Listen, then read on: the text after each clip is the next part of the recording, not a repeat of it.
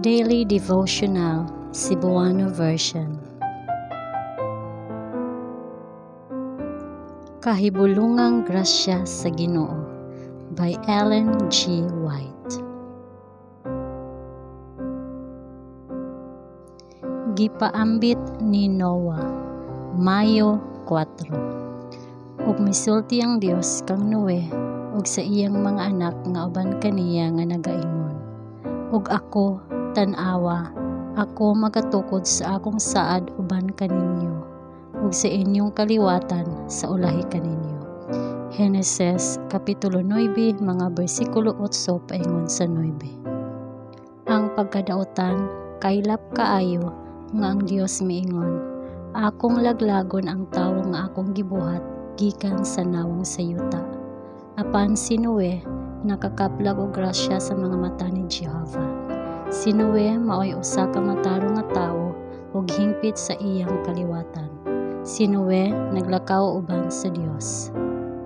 Si Noe mao ang magsangyaw ngadto sa mga tawo ug usab sa pag-andam og usa ka arka. Ingon nga ang Dios magmando kaniya alang sa pagluwas sa iyang kaugalingon ug sa pamilya. Siya dili lamang sa pagsangyaw, apan ang iyang panig-ingnan sa pagtukod sa arka mao ang pagkumbinser sa tanan nga siya motuo sa iyang giwali. Si Noe wala makalimot sa Dios nga mapuanguron nga mitipig kanila. Apan diha-diha sa paggawas sa arka nagtukod og halaran og naghalad og mga halad nga sinunog diha sa halaran. Nagpakita sa iyang pagtuo kang Kristo ang dakong halad ug nagpadayag sa iyang pagpasalamat sa Dios alang sa ilang talagsaong pagpreserbar. Ang halad ni Noe midangat sa tubangan sa Dios sama sa usa ka kahumot. Iyang gidawat ang halad ug gipanalanginan si Noe ug ang iyang pamilya.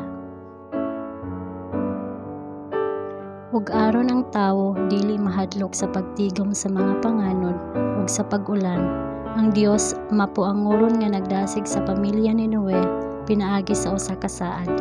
Ug miingon ang Dios, kini mao ang timaan sa saad nga akong gihimo sa taliwala kanako ug kaninyo, ug sa tanan nga binuhat nga buhi nga ana uban kaninyo, alang sa mga kaliwatan nga walay katapusan.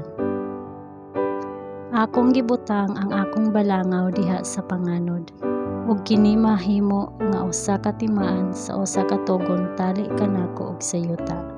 Ug ang balangaw makita diha sa panganod, ug ako matan-aw niini, aron ako mahinomdom sa walay katapusang pakigsaad tali sa Dios ug sa matag buhing linalang sa tanang unod nga ana sa yuta.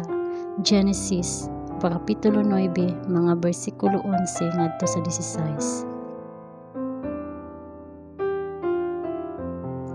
Uban sa pagsalig nga gihatag ngadto kang Noe mahitungod sa lunop, ang Dios mismo nagsumpay sa usa sa labing bililhon nga mga saad sa iyang grasya. Ingon nga ako nanumpa nga ang mga tubig ni Noe dili na mulabaw sa yuta.